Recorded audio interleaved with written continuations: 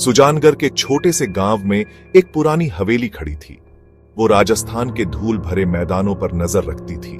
हवेली बहुत बड़ी थी और बहुत बहुत पुरानी। उसकी दीवारें धीरे धीरे टूट रही थीं।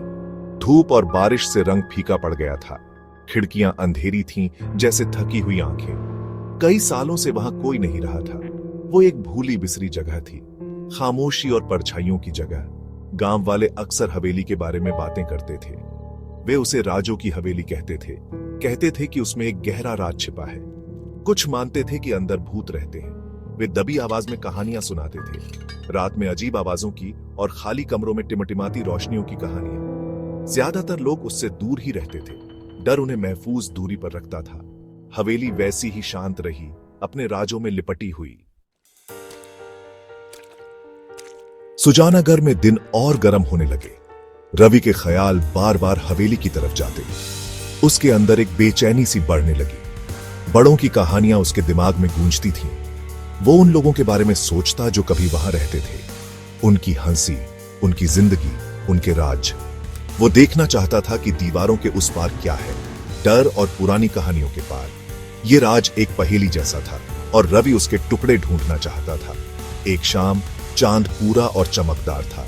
उसने सुजानगढ़ पर चांदी जैसी रोशनी बिखेर दी। रवि ने तय किया कि यही वो रात है, उस खामोश हवेली को एक्सप्लोर करने की रात। उसने अपने प्लान के बारे में किसी को नहीं बताया। वो जानता था कि वे उसे रोकने की कोशिश करेंगे। उसका दिल थोड़ा तेज धड़कने लगा, एक्साइटमेंट और घबराहट का मिक्स। उसने गांव के सो जाने तक इंतजार किया, फिर वो चुपके से अपने घर से निकल गया। हवेली का रास्ता ऊबड़ खाबड़ था। चांदनी रात में परछाइयां नाच रही थी। हवा शांत और ठंडी थी। पास से हवेली और भी बड़ी लग रही थी। आसमान पर उसका काला साया सा दिख रहा था। रवि को एक ढीला लकड़ी का पैनल मिला। वो बिल्डिंग के पीछे की तरफ था। उसने धीरे से उसे हटाया। शांत रात में उससे हल्की सी चरमराने की आवाज आई। उसने एक गहरी सांस ली और अंदर कदम रखा। अंदर हवा धूल से भरी हुई थी। मकड़ी के जाले पुराने पर्दों की तरह लटके हुए थे। टूटी खिड़कियों से चांदनी अंदर आ रही थी। फर्श पर अजीब सी पैटर्न्स बन रही थी। बड़े बड़े खाली कमरों में खामोशी छाई हुई थी, एक गहरी भारी खामोशी। रवि ध्यान से हल्के कदमों से आगे बढ़ा। उसे एक अजीब सी शांति महसूस हुई, जैसे वो घर उसी का इंतजार कर रहा था। वो आखिर राजों की हवेली के अंदर था। रवि एक लंबे कॉरिडोर से गुजरा।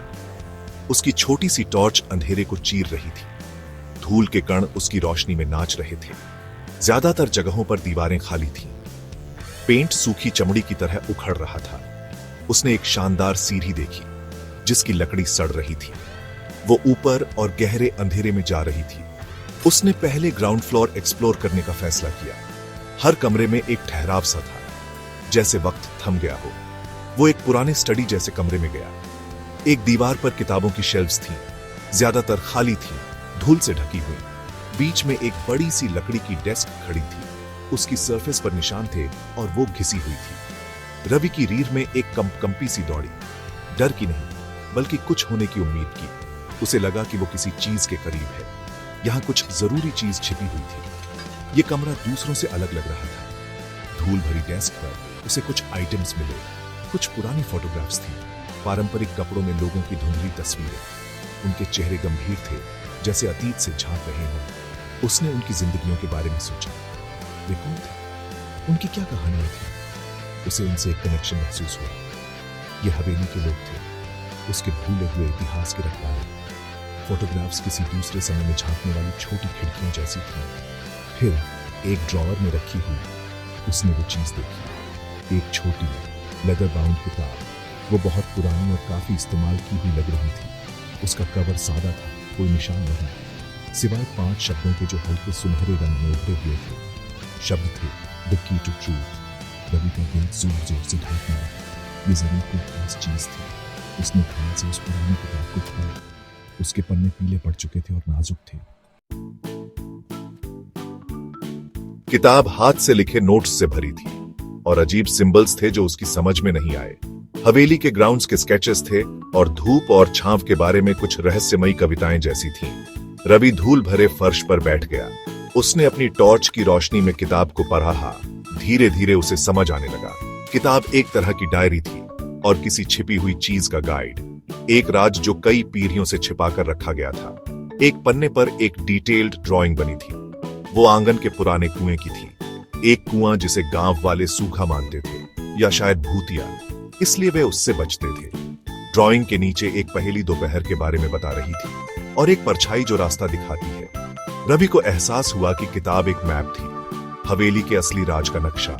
वो जानता था कि उसे इसके क्लूज फॉलो करने होंगे। जवाब उसका इंतजार कर रहा था। अगले दिन दोपहर की धूप में रवि पुराने कुएं पर गया। उसने किताब में दिए इंस्ट्रक्शंस फॉलो किए।